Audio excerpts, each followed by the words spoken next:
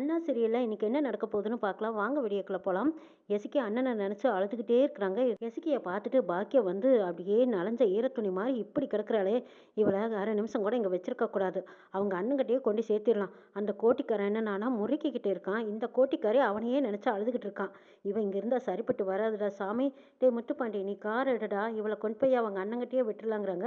அம்மா நீ என்ன சொல்ற? இவளை எதுக்கு அங்க கொண்டு விடணும்? நாம தான் எல்லாரும் இருக்கோம்ல, பாத்துக்கிறோங்கிறாங்க. இல்லடா, இதுக்கு மேல என்னால முடியவே முடியாது. இவளை பாத்துக்க என்னால் ஆகுது. இவளை அங்க கொண்டு விடுறதுதான் சரிங்கிறாங்க. நீ சொன்ன மாதிரி இவளை வேணா நான் அங்க கொண்டு விட்டுறேன். அடுத்தது நான் மருந்தை வாங்கி குடிச்சிட்டு நான் செத்து போயிடுறேன். இவள் அதை என்னால இருக்க முடியாதுங்கிறாங்க முத்துப்பாண்டி. ஏன்டா ஒருத்தர் மாத்தி ஒருத்தர் இப்படியே பேசிட்டு இருக்கீங்க? இவ என்னடானா எல்லாத்தையும் அனாதையை விட்டுட்டு போயிடுவா போல இருக்கு. நீயே என்னமோ கோட்டிக்காரத்தனமா இப்படி பேசிட்டு இருக்கீங்க. இப்படியே மாத்தி மாத்தி பேசிட்டு இருக்கிறது நல்லாவா இருக்கு? இப்படியெல்லாம் பேசாதீங்கடான்னு சொல்றாங்க பாக்கியம். பின்ன என்னம்மா, இவ உசுரோடவே நம்மளை உசுரை எடுக்கிறா. டேய் நீ போய் கார் எடுடா, இவகிட்ட பேசி பிரயோஜனமே இல்லை. இவளுக்கு எனக்கு இனிமேல் எந்த ஒரு ஒட்டும் இல்லை, உறவும் இல்லைங்கிறாங்க முத்துப்பாண்டி. ஏமாம்மா இப்படி எல்லாம் பேசுறீங்கன்னு எஸ்கி கேட்கவும், ஆமாம் உங்கள் அண்ணன் உன்னை வேண்டான்னு சொன்னதும் நீ சாக போற. ஆனால் எனக்கு என் பொண்டாட்டி தானே முக்கியம். நீ தானே எனக்கு உலகம். என் பிள்ளைய நீ எனக்கு வேணுமில்ல, எனக்கு பொண்டாட்டி வேண்டாமான்னு கேட்குறாங்க முத்துப்பாண்டி. கண்ட மேனிக்கு முரட்டுத்தனமாக சுற்றிக்கிட்டு இருந்த என்னைய மனசு நான் மாற்றினது நீ தானே. இப்போ நீ போயிட்டீன்னா நான் என்னத்தை செய்வேன்? பரணி தான் சொல்லியிருக்காள்ல, உங்கள் அண்ணனை கொண்டு வந்து சேர்த்துறேன்னு. உனக்கு வளகாப்பு வச்சு உங்கள் அண்ணனை உங்க கூட சேர்த்து வைக்க போறா. நான் சொல்லியும் நம்ப மாட்டேங்கிறேன், எங்கள் அம்மா சொல்லியும் நம்ப மாட்டேங்கிறேன். பரணி மேலே உனக்கு நம்பிக்கை இல்லையான்னு முத்துப்பாண்டி கேட்கவும், இல்லை இல்லை, அண்ணனை பற்றி தான் எனக்கே தெரியுமே. அண்ணன் வரமாட்டாதுன்னு எனக்கு தெரியும். இதை பாருல ஐஸ்கி, உலகத்திலேயே நான் மாற மாட்டேன்னு எல்லாருமே சொன்னாங்க. ஆனால் நீ என்னை மாத்திரலையா? அதே மாதிரி உங்கள் அண்ணனும் மாறுவான். அண்ணனோட மனசு மட்டும் என்ன கல்லா? அவன் மனசு தானே. அவனும் பாசத்தோட மாறி வருவான். நீ ஒழுங்கா சாப்பிடுங்கிறாங்க. இப்போ நீ சாப்பிடலைன்னா நானும் சாப்பிடாம உசுரை விட்டுருவேன். உனக்கு அது போதுமாங்கிறாங்க. ஏமாமா இப்படி எல்லாம் பேசுறீங்கன்னு எஸ்கே அழுகுறாங்க. ஆமா, உனக்கு புள்ள வேண்டாம், புருஷன் வேண்டாம், உங்க அண்ணன் தான் வேணும்னு சோறு திங்காம செத்து போறேங்கிற. அப்ப நாங்க செத்து போனா பரவாயில்லையான்னு கேட்குறாங்க. ஏழே பாண்டி இப்படி எல்லாம் பேசிட்டு இருக்கீங்கன்னு பாக்கியம் கேட்கவும், ஆமா அவளுக்கு தான் பிள்ளை வேண்டாம் புருஷனும் வேண்டாம்னு நினைக்கிறாள்ல, அப்புறம் நாங்க இருந்து என்ன பண்ற போறோம்? இப்போ நான் என்னதான் செய்யட்டும்? சாப்பிடணுமாங்கிறாங்க. ஆமா சாப்பிடணும். சிவபாலா அங்க தட்டுல சாப்பாடு பிசைஞ்சு வச்சிருக்கேன், எடுத்துக்கிட்டு வான்னு பாக்கியம் சொல்லவும், சிவபாலன் ஓடி போய் சாப்பாட்டை எடுத்துட்டு வந்து கொடுக்குறாங்க. பரல எஸ்கே, நீ நல்லா சாப்பிடணும். உங்க அண்ணன் வந்து வளகாப்பு நடத்துற வரைக்கும் நீ உசுரோடவாவது இருக்க வேண்டாமாங்கிறாங்க. சத்தியமா எங்க அண்ணன் வருமானு எஸ்கே கேட்கவும், சத்தியமா வருவாங்கிறாங்க முத்துப்பாண்டி. எப்படியோ ஒரு வழியா எஸ்கே சாப்பிட வைக்கிறாங்க. எஸ்கே சாப்பிட்ட உண்ட மயக்கம் அப்படியே அசந்து தூங்கிடுறாங்க. அங்க பரணி வந்து என்னாச்சுமான்னு கேக்குறாங்க. இவளை பாரு, உங்காம திங்காம நாறு மாதிரி கிடக்குறா. இவ அம்மாளுக்கு சாமி கும்பிட்றதுக்கு வர முடியலன்னு இவன் அண்ணக்காரன் இவளை பேசி போட்டானா, அந்த கோபத்துல சாப்பிடாம கிடக்குறா. பரணி, இவனால நானும் சாவணும் போல இருக்கு. இவ ஒவ்வொரு பிரச்சனைக்கும் சோறு திங்காம கிடக்குறா. வயிற்றுல இருக்கிற குழந்தைய சாகடிச்சிருவா போல இருக்கு. அதனால நானும் செத்துறதான் சரிங்கிறாங்க முத்துப்பாண்டி. டேய் நீ என்னடா இப்படியெல்லாம் பேசிட்டு இருக்கேன்னு பரணி கேட்கவும், இதெல்லாம் பார்த்துக்கிட்டு என்னால் அமைதியாக இருக்க முடியலைங்கிறாங்க முத்துப்பாண்டி. இவ அண்ணன் கூட இருக்கணும்னு தான் ஆசைப்படுறா. வர வர இவ பண்ற இம்சையெல்லாம் என்னால் தாங்கிக்கவே முடியல. இவ அண்ணன் கூட தான் இருக்கணும்னு ஆசைப்படுறா. இவ அண்ணன் நோட்டுக்கு கூட்டிட்டு போயிருங்கிறாங்க முத்துப்பாண்டி. ஒரு ரூபா பச்சை தண்ணி கூட குடிக்க மாட்டேன்னு மதுன்னு எப்படி கிடக்குது பாரு. யார் சொன்னாலும் கேட்கவே மாட்டேங்கிறாங்கன்னு சொல்றாங்க சிவபாலன். ஐயோ ஏன் எஸ்கே இப்படி எல்லாம் பண்ணிட்டு இருக்கேன்னு பரணி கேட்கவும், நான் என்னெல்லாம் செய்யிட்டு இவளை நல்லபடியா பாத்துக்கலான்னு தானே தேடி வந்து அழைச்சிக்கிட்டு வந்தேன். ஆனா இவ என்னடானா இப்படி பண்ணிட்டு இருக்கா. நான் என்னதான் செய்யட்டும் சொல்லு பார்க்கலாங்கிறாங்க. இவளை இப்படியே விட்டோன்னா இவ உடம்புக்கு பாதிப்பாயிரும், பிரச்சனையும் ஆயிடும். பேசாம இவளை கூட்டிட்டு போயிருங்கிறாங்க. ஆமால பரணி, இவளை முதல்ல நீ அங்கேயே கூட்டிட்டு போயிரு. எனக்கு என்னடானா இவளை பார்க்கவும் முடியல, எனக்கு அப்பப்போ மயக்கம் வேற வருதுங்கிறாங்க பாக்கியம். இவளை பாப்பனா இல்லை என்னை பார்த்துக்குவேன், நான் என்னால எதுவுமே செய்ய முடியலைங்கிறாங்க பாக்கியம்.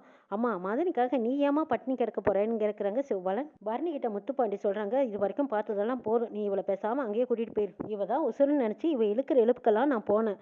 இப்போ இவ என்னடானா நானும் முக்கியமில்லை, எங்க அம்மாவும் முக்கியமில்லைன்னு நினைச்சிட்டு அவங்க அண்ணனையே நினைச்சு சோறு தண்ணி திங்காம கிடக்குறா. இவ இங்கேயே இருக்கணும், போகட்டுங்கிறாங்க முத்துப்பாண்டி. அண்ணன் அண்ணன்னு சொல்லி அங்கேயே போய் உசுரை விடட்டும். இந்த உலகத்தையோ குழந்தையோ பார்க்காம போனாலும் சரி, போயிட்டு போறா.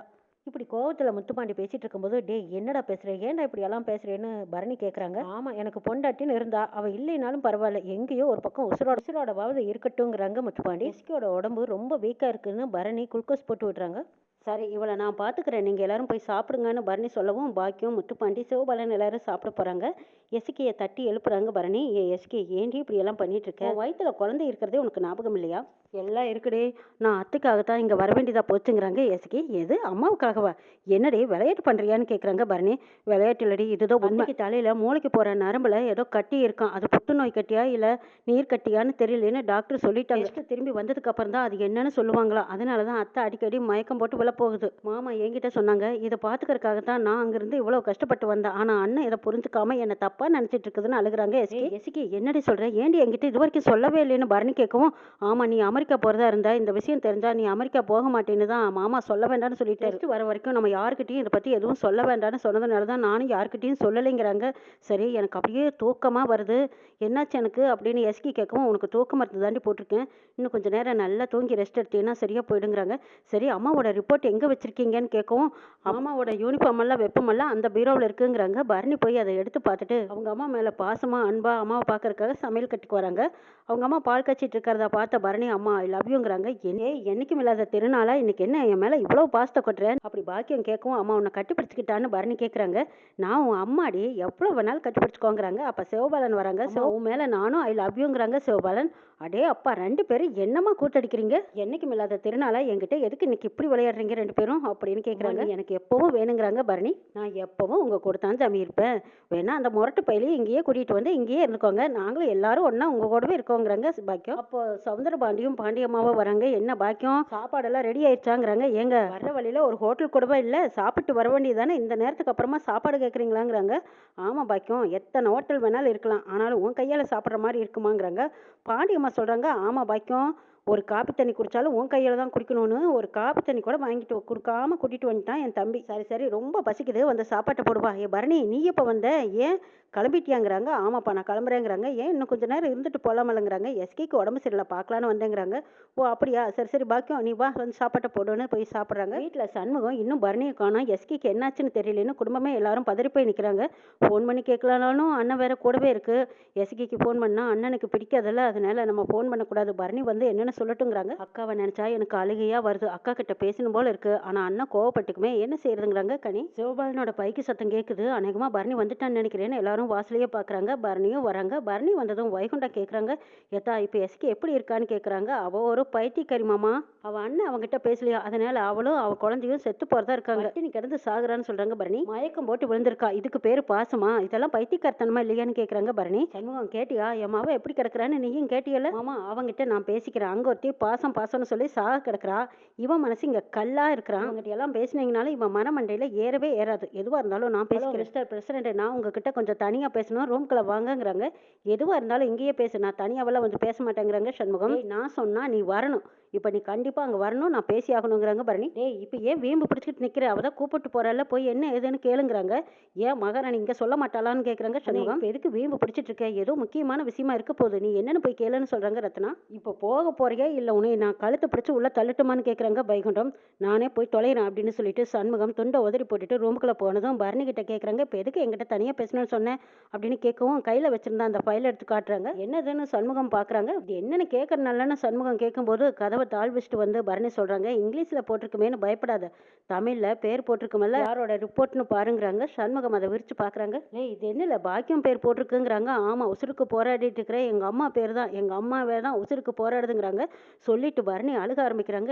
எதுக்கு அத்தை பேர் போட்டிருக்குன்னு கேட்குறாங்க. ஆமாண்டா நீ ஒரு முட்டாள், உனக்கு ஈகோ தான் முக்கியம், உன்னோட வரட்டு கவரவும் உன்னோட தங்கச்சிங்க உன்னோட பாசம் மட்டும்தான் உனக்கு தெரியுது, மற்றவங்களை பற்றியெல்லாம் நீ என்னைக்கு தான் கவலைப்பட்டிருக்க சொல்லு பார்க்கலாம், இது என்னன்னு இப்போ சொல்ல போறியா இல்லையான்னு சண்முகம் கேட்குறாங்க. ஆமாம், நீ சொல்ல சொல்ல உன் பேச்சை கேட்காம எசிக்கி போனல, நீ என்னெல்லாம் வார்த்தை சொன்ன, அவள் பிள்ளைக்கு சக்கரை தண்ணி கூட வைக்க மாட்டேன்னு நீ சொன்ன, நீ சொன்னதையும் மீறி போனல, அது எதனால தெரியுமா, ஏன் அப்படி போனான்னு ஒரு செகண்டாவது நீ யோசிச்சு பார்த்திருப்பியா, பஞ்சாயத்துல உன்னை ஒரு தடவை எல்லாரும் அசிங்கப்படுத்தின போது அவள் அவ்வளோ வருத்தப்பட்டா, அப்படி இருக்கிறவ நீ சொல்ல சொல்ல உன்னை மதிக்காம கேட்காம போவாளா, யோசிச்சு பாரு, அவள் உன்னோட தங்கச்சி, என்ன இருந்தாலும் அவள் உன்னை விட்டு கொடுத்துருவாளா, நீ ஒரு தடவையாவது யோசிச்சு பார்த்தியான்னு பரணி அழுதுகிட்டே சொல்லும்போது, இங்கே பாருல அதை பற்றியெல்லாம் இப்போ எதுக்கு பேசிட்டு இருக்க, இது என்னன்னு முதல்ல சொல்லுன்னு கேட்குறாங்க சண்முகம். எங்கள் அம்மாவுக்கு மூளையில் கட்டி, அதுவும் ரத்த குழாயில் வந்திருக்குது இந்த கட்டி, ஒருவேளை அது கேன்சர் கட்டியாக கூட இருக்கலான்னு டாக்டர் சொல்லியிருக்காங்க. ஆவண்டா எசிகே, இந்த விஷயம் எனக்கு தெரிஞ்சா நான் அமெரிக்கா போக மாட்டேன்னு நினச்சிருக்கா, அதே நேரத்தில் அம்மாவையும் பார்க்கணுன்னு நினச்சிருக்கா, இந்த விஷயம் வெளியில் தெரிஞ்சாலும் யாராவது அம்மா கிட்ட சொல்லிடுவாங்கன்னு பயந்துருக்கா, எங்கள் அம்மாவை கவனிச்சுக்கணுங்கிறக்காகத்தான் அவள் உன் பேச்சையும் மீறி அவள் அங்கே போயிருக்கா, இப்போ சொல்லு உன் தங்கச்சி கெட்டவளா, அவளா இறக்கமில்லாதவ,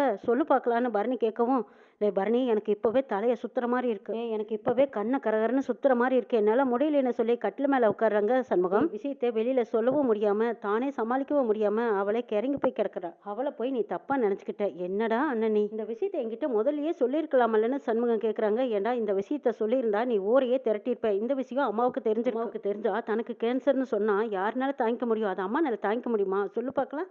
அதனால தான் அத்தை கொஞ்ச நாளா ஒரு மாதிரியா பேசினாளான்னு கேட்குறாங்க சண்முகம்.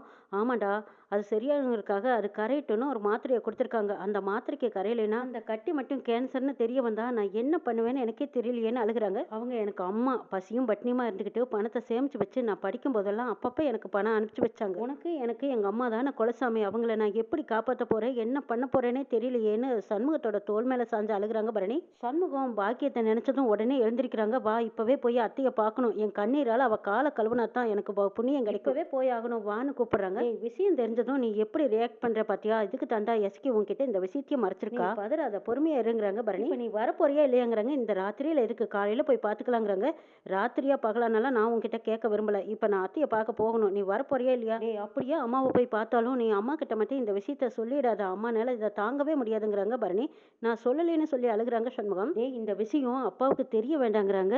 ஏய் அவ உனக்கு மட்டும் அம்மா கிடையாது, எனக்கு சாமி. அவ கையை பிடிச்சு என் கண்ணுல ஒத்திக்கிட்டா தான் பாவிக்கு பாவ விமோச்சனை கிடைக்குங்கிறாங்க சண்முகம். இந்த விஷயத்தை பத்தி நான் யாருக்கிட்டுமே சொல்லல. நான் அவளை பேசின பேச்சுக்கு ஒரே ஒரு தடவை பார்த்து என் கண்ணீரால் அவ காலை கழுவணும், அதுதான் எனக்கு வேணுங்கிறாங்க சண்முகம். தயவு செய்து வான்னு கையெடுத்து கும்பிட்டு கேட்குறாங்க. சரிடா போலாம், ஆனா இப்படியே வெளியே போனா உன் தங்கச்சிகளுக்கும் மாமாவுக்கும் சந்தேகம் வந்துடும். முதல்ல உன் கண்ணை தொடன்னு சொல்லி துண்டால எடுத்து சண்முகத்தோட கண்ணை தொடச்சு விடுறாங்க பரணி. ரெண்டு பேரும் சோர்ந்து போய் திரும்பி வெளியில வராங்க. சண்முகம் பரணி ரெண்டு பேரும் சவுந்தரபாண்டி வீட்டுக்கு போயிருக்காங்க. சவுந்தரபாண்டி ஏதோ கணக்கு வழக்கு பார்த்துட்டு இருக்காங்க. பரணி போனதும் கதவை தட்டிக்கிட்டே இருக்காங்க. பாக்கியம் இந்த வாசக்கதவு பெல் அடிக்கிறது உனக்கு கேட்கலையாங்கிறாங்க. ஏங்க எனக்கு சமையல் கட்டில் வேலை இருக்கு, நீங்க போய் திறக்க வேண்டியதானுங்கிறாங்க. ஆமா எப்போ பார்த்தாலும் இந்த பாத்திரத்தை உருட்டிக்கிட்டே விளங்கிடும் அப்படின்னு பாக்கியத்தை திட்டிக்கிட்டே போய் கதவை திறக்கிறாங்க. அதுக்குள்ள பரணி மறுபடியும் ரெண்டு மூணு தடவை தட்டிக்கிட்டே இருக்காங்க. அட வரேன், கதவு பழைய கதவு உடச்சு தள்ளிடாதீங்கன்ட்டு வந்து கதவை நிற்கிறாங்க. அட பரணி, பரணி இப்பதானே இங்கிருந்து போனேன். வீட்டுக்கு போனதும் அந்த வெறும்பைய என்ன சொன்னா, நீ என்ன சொன்ன? ரெண்டு பேத்துக்கும் சண்டை முட்டி போய் அவன் வீட்டை விட்டே வெளியே துரத்திட்டானா அந்த வெறும்பைய. அதான் நேரம் காலம் பார்க்காம நீ வீட்டை விட்டு வெளியே வந்துட்டியான்னு கேட்குறாங்க. அப்பா எப்பா உங்க வாயிலிருந்து எப்பவுமே நல்ல வார்த்தையே வராதா? இப்படித்தான் பேசிட்டே இருப்பீங்களா? எப்பா பார்த்தாலும் அவசகுணமா பேசிக்கிட்டு. எசக்கைக்கு ஒரு ஊசி போட மறந்துட்டேன், அதான் போட்டு போலான்னு வந்தேங்கிறாங்க. அதான் நான் பார்த்தேன், உன்னோட வைத்தியத்துக்கு நேரங்காலமே கிடையாதா? அதுக்காக இந்த நேரத்துலயும் வருவியான்னு கேட்குறாங்க சவுந்தரபாண்டி. பாக்கியம் ஓடி வந்து பார்த்ததும், அடே என்னடா ஆச்சரியமா இருக்கு, இப்பதானே இங்கிருந்து போனேன், திரும்ப வந்து நிற்கிற? ஆமாம்மா நான் ஒரு சோழியத்தான் வந்தேங்கிறாங்க பரணி. சரி சரி ஏதோ பேசிக்கிட்டு இருங்க, கலவன் இப்போ எங்கேயாவது வீட்டுக்குள்ளே பூந்துட போகிறான், கதவை திறந்து வச்சுக்கிட்டு பேசிட்டு இருக்காதீங்க, கதவை சாத்திட்டு பேசுங்கன்னு சொல்லிட்டு சவுந்தரபாண்டி எங்கேருந்து போகிறாங்க. சரி உள்ள வாடி அப்படின்னு பாக்கியம் கூப்பிடுவோம். அம்மா உங்ககிட்ட ஒரு முக்கியமான விஷயம், வெளியில வா, உன்னை பார்க்கறக்காக சண்முகம் வந்திருக்கான்னு பரணி சொல்கிறாங்க. பாக்கியம் எட்டி பார்க்குறாங்க. சண்முகம் தளர்ந்து போன நடையில அப்படியே சோகமா பாக்கியத்தை பார்த்துக்கிட்டு வராங்க. சண்முகம் நீயா இந்த நேரத்துல எங்களை பார்க்க வந்தியா அப்படின்னு பார்த்துக்கிட்டே இருக்காங்க பாக்கியம். ஆமா இவன் எதுக்கு கண்ணு கலங்கி நிக்கிறான்னு பாக்கியம் கேட்கவும், ஆமா எசகி சாப்பிடாம கிடக்குறாள்ல, அதுதான் தசை ஆடிடுச்சு போல. ஆனாராட்டியும் தன் தசை ஆடுன்னு சொல்லுவாங்களே அந்த மாதிரி இவன் எஸ்கி மேல இருக்கிற பாசத்தில் தான் கண்கலங்கி வந்து நிக்கிறான்னு சொல்றாங்க பரணி. ஆமால பரணி, அதுக்கு பேர் தான் ரத்த பந்தம். வாழ சண்முகம் வா, வந்து உன் தங்கச்சியா பாரு வான்னு கூப்பிடுறாங்க பாக்கியம். பாக்கியத்தையே பார்த்துக்கிட்டு போறாங்க சண்முகம். அத்தை என்னை பார்த்தா பைத்தியக்காரத்தனமா தெரியுதான்னு கேட்குறாங்க. அட கோட்டிக்காரா, எனக்கு இப்படியெல்லாம் பேசிட்டு இருக்கேன்னு கேட்கவும், என் அம்மா ஸ்தானத்தில் உன்னை பார்த்துட்டு இருந்தேன், உங்ககிட்ட போய் நான் கோவப்பட்டுட்டேனே அத்தை, உன் மனசு நோகிற மாதிரி நானும் என்னென்னமோ சொல்லிப்பட்டேன் அத்தை, என்னை மன்னிச்சிடுன்னு கண் கலங்க அழுதுகிட்டே பாக்கியத்தோட கையை பிடிச்சு மன்னிப்பு கேட்குறாங்க சண்முகம். இதெல்லாம் எதுவுமே புரியாத பாக்கியம், என்னடா ஆச்சு உனக்கு? உன் தங்கச்சியை பார்க்கத்தானே வந்த, உன் தங்கச்சியை கேட்கக்கூடாத கேள்வியே என்ன கேட்டுட்ட? போய் எஸ்கிய பாரு, 4 வார்த்தை ஆறுதலா பேசு சாமி. அவன் மனசுக்கும் ஆறுதலா இருக்குமல்ல, அவளை பார்த்து ஆறுதல் சொல்றதை விட்டுட்டு என்ன பார்த்து கண் கலங்குறானேன்னு நினைக்கிறாங்க பாக்கியம். என் அம்மைக்கு அடுத்தது உன்னைத்தான் அத்தை அம்மா இடத்துல வச்சு பார்க்குறேன், நான் பார்க்க வந்ததே உன்னைத்தான் பார்க்க வந்தேங்கிறாங்க. பாக்கியத்துக்கு ஒண்ணுமே புரியல. சவுந்தரபாண்டி வந்ததும் பார்த்த பாண்டி அம்மா ரொம்பவே இலக்காரமா பேசிட்டு இருக்காங்க. அடடா, பாசமலர்கள் எல்லாரும் வாசப்படியிலேயே நிக்க வச்சு பாசத்தை பொழியறீங்க, என்ன விஷயம்? தங்கச்சியை வேண்டா வெறுப்பா வெறுத்து ஒதுக்கிட்டு இப்ப திரும்ப வந்து கண்ணீர் விட்டு அழுகிறானாக்கும். பாக்கியம் இந்த நீலிக்க நீர்க்கெல்லாம் நீ மயங்காதீங்கிறாங்க. போது நிறுத்து மதினி, என் அண்ணமாவன் எனக்கு எப்பவும் சொக்க தங்கம் தான், அவன் என் மாப்பிள்ளாவது பேசுன அப்புறம் நான் என்ன பண்ணுவேன்னு எனக்கே தெரியாதுன்னு பாக்கியம் பாண்டி அம்மாவை மிரட்டுறாங்க. பாத்தியா சந்திரம், உன் பொண்டாட்டிக்கு இருக்க வாய் நீளுதுங்கிறாங்க. சண்முகம் பாக்கியத்தையே பாசத்தோட பார்த்துட்டு இருக்காங்க. பரணிக்கு என்ன பண்றதுன்னே தெரியாம அம்மாவை பாக்குறாங்க.